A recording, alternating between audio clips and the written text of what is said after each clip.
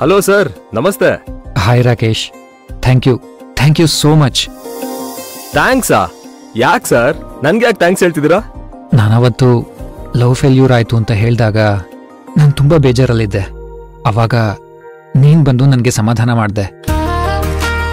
ಹುಡುಗಿರು ಯಾವತ್ತೂ ಹೀಗೇನೆ, ಮತ್ತೆ ಮತ್ತೆ ಲವ್ ಟ್ರೈ ಮಾಡಿದ್ರೆ ಸಕ್ಸಸ್ ಆಗತ್ತೆ ಅಂತ ನಂಗೆ ಧೈರ್ಯ ಕೊಟ್ಟೆ.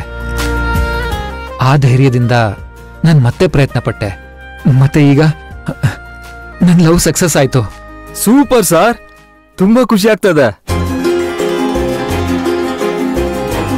ಅಷ್ಟೇ ಅಲ್ಲ, ಮದ್ವೆ ಹಂತಕ್ಕೂ ಬಂದಿದೆ.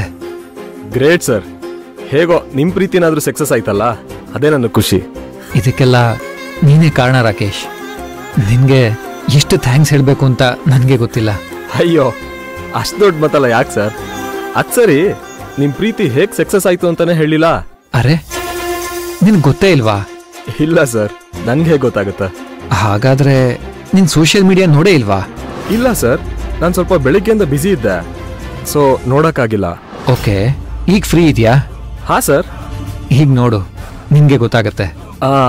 ಓಕೆ ಸರ್, ಒಂದು ನಿಮಿಷ. ಸರಿ ಸರಿ, ನೋಡು.